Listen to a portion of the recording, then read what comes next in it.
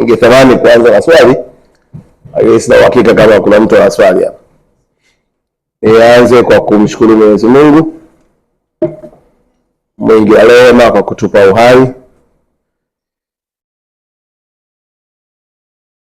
na kuturuzuku nafasi mbalimbali zinazotufanya au zinawezesha tukae na kukutana kama leo tulivyokutana. Niwashukuru sana watendaji wa wizara yetu wakiongoza na katibu mkuu kwa kuendeleza kazi njema ambayo tumeilisi na tunaendelea nayo kuhakikisha kwamba tunafika kwenye ndoto ambayo taifa letu limekuwa likiota kwa miaka yote. Lakini kwa kipekee ni washukuru TFF, wamekuwa shirikisho bora kwa taifa letu na kuipa nafasi nchi kuendelea kujenga mustakabali mpana wa umoja na mshikamano katika kazi kubwa wanayoifanya ya mpira wetu wa miguu. Mtakumbuka wizara yetu inayo majukumu ya kusimamia michezo yote, lakini bila pasipokuwa na shaka TFF wanafanya kazi nzuri. Kuna kila sababu ya kuwapongeza sana watu wote kwa kazi nzuri ambayo wamezifanya na kufika hatua leo tunashuhudia ukuaji wa mpira wetu wa miguu. Nikiendelea, nimshukuru kocha wetu.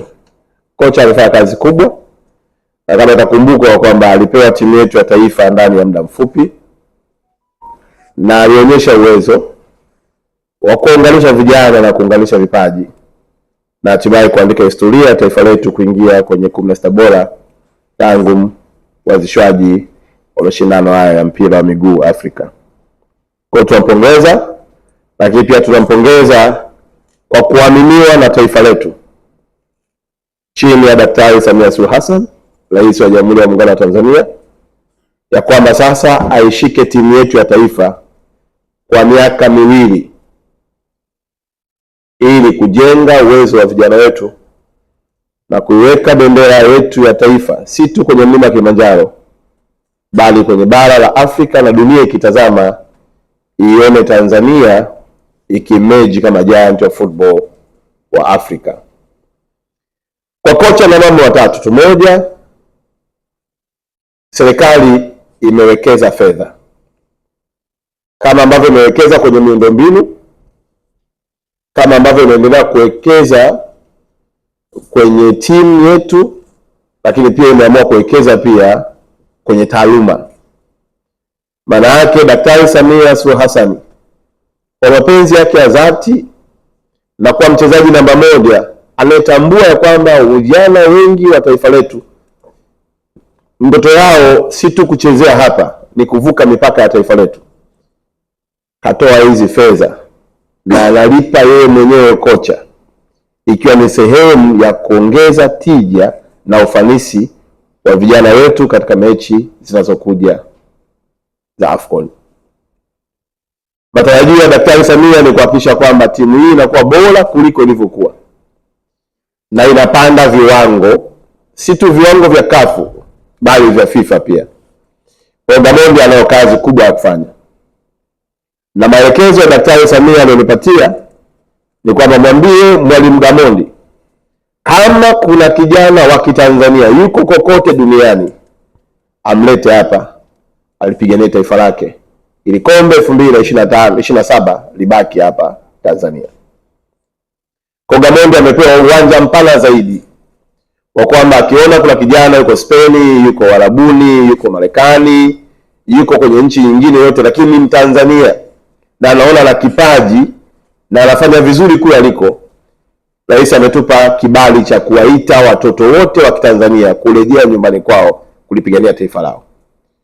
Mashindano haya ya mpira yanaweza kutafasirika kwa lugha nyepesi kama ni michezo tu, lakini ndugu zangu ni uchumi, ni umoja wa taifa letu, lakini ni heshima ya bendera yetu ambayo tumeipigania kupitia waasisi wetu na kujenga uhuru tunaofurahia leo hii.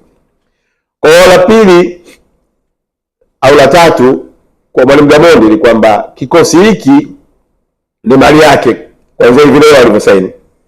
Kwa wanapaswa kuandaa program nyingi as much as possible kujenga uwezo wa vijana wetu.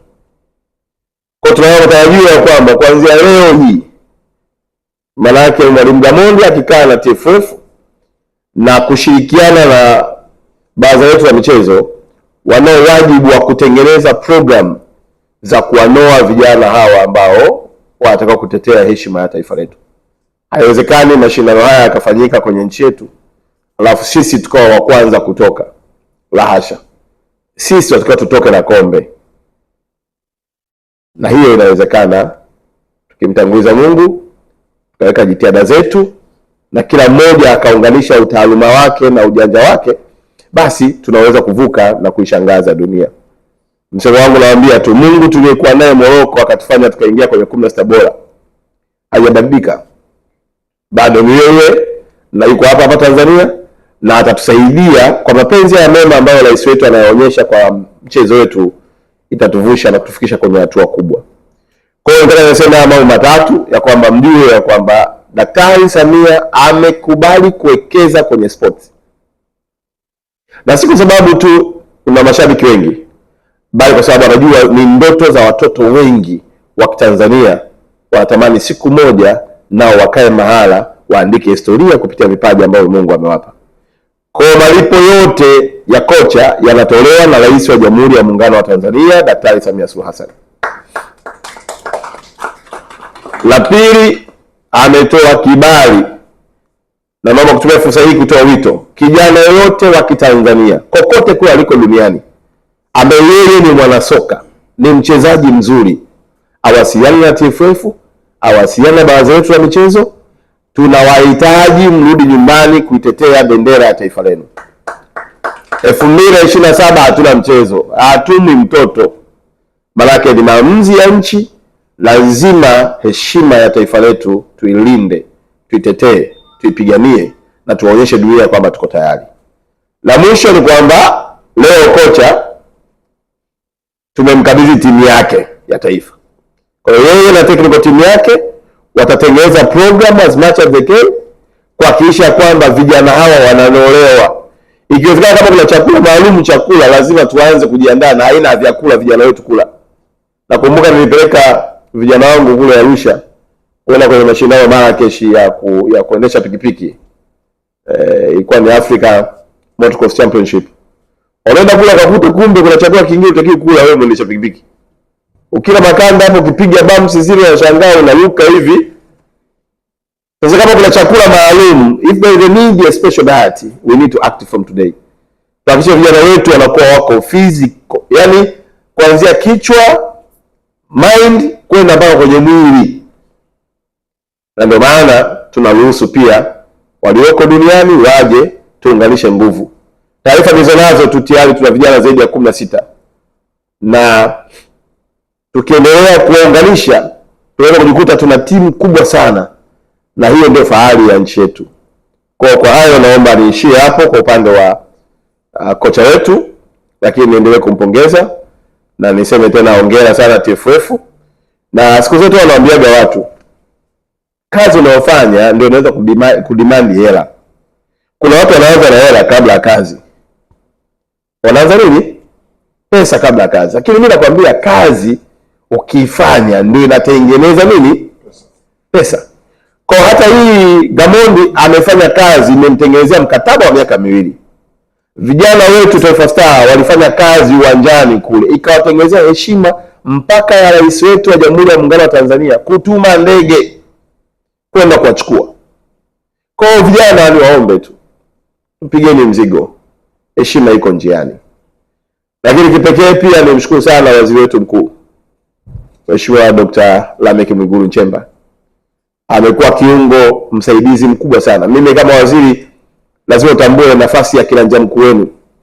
Kafanya kazi kubwa na tumekuwa na vikao vya mara kwa mara, na maandalizi tuendelea ya AFCON. Yeye ndio mwenyekiti wa kamati kuu ya maandalizi ya AFCON.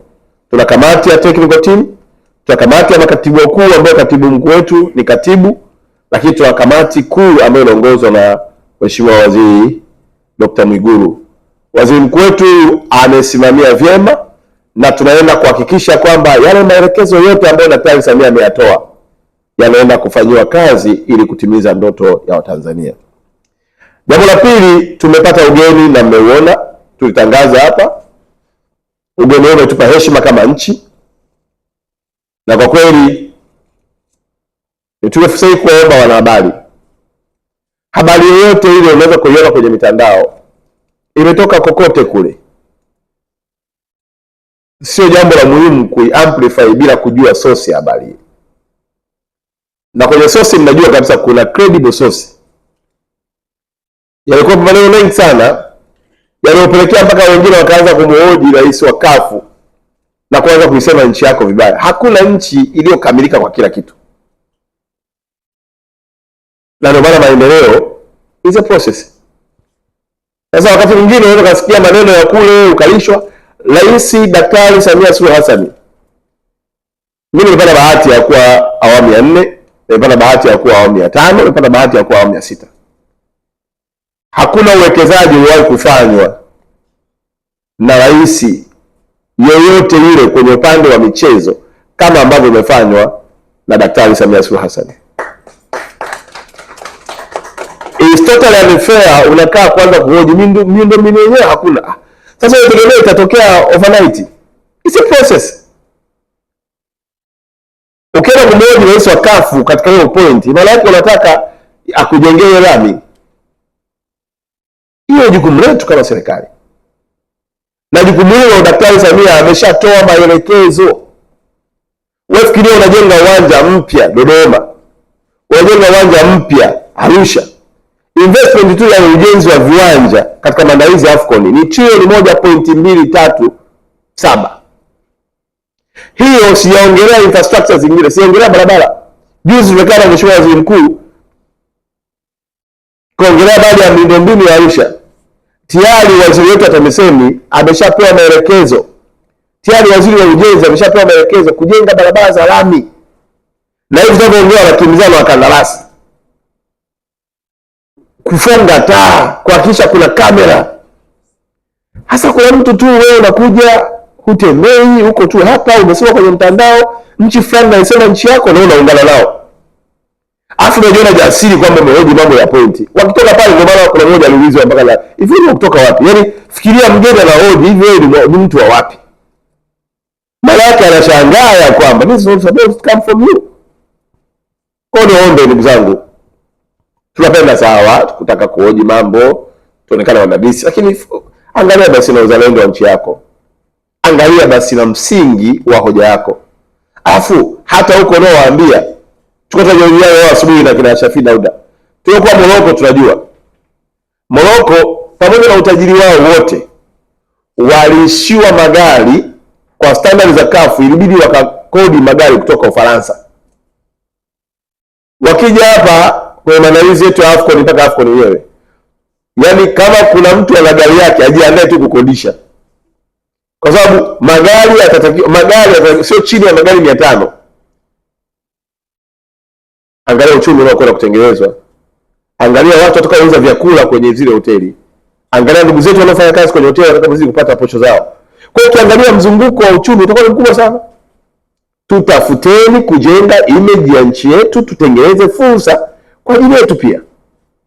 Kwa hiyo ningeomba sana kuanzia leo, kwa sababu ndio kazi inaanza, hebu wanaweza kutengeneza content za Kiingereza, za Kiswahili, wahakikisha kwamba wana brand nchi yao.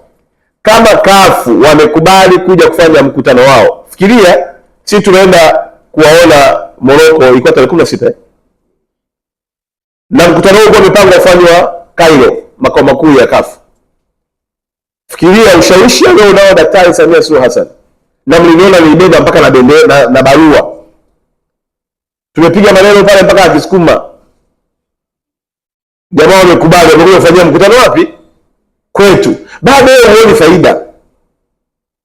Kwa hiyo niombe sana, tuendeni tukaijenge image ya Tanzania. Na mashindano haya kwa kuwa yapo, basi hatuna budi kujenga image hiyo, tupate wageni wa kutosha, tufanye mashindano makubwa mazuri, na tuhakikisha kwamba kombe linabaki lakini heshima ya taifa letu inalindwa.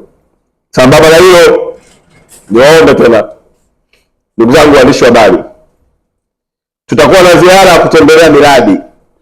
Tutawachukua waandishi wa habari wote wa michezo wote, na mtapata maelezo ya kina ya kila hatua na kwa kuona kwa macho yenu wenyewe, ili mnapokuja kujenga uwezo, mnajenga uwezo wa Watanzania kuelewa wapi nchi yao inaelekea. Zanzibar kazi inakwenda vizuri sana, viwanja vinakwenda kwa kasi kubwa, na sisi matumaini yetu ya kwamba kwa asilimia kubwa ya mashindano ya AFCON yatafanyika Tanzania. Ni matumaini yetu makubwa kwamba yatafanyika Tanzania, kwa sababu maandalizi tulionayo kwa upande wa Zanzibar na upande wa bara ni makubwa, na tutakuwa na viwanja vingi, na ni heshima kwetu kufanya mashindano hayo kwa asilimia kubwa kabaki kwenye nchi yetu. Na tatu, BMT. Nafikiri watendaji mko hapa. Mwezi huu wa kwanza, mimi na mwezi mmoja sasa hivi. Sasa kaeni na wenye mashirikisho mengine. Nataka kuiona michezo yote imenyanyuka na imefika kwenye level angalau kuipita michezo inayoratibiwa na TFF. Nchi yetu ina vijana wengi wenye vipaji wanaoota usiku na mchana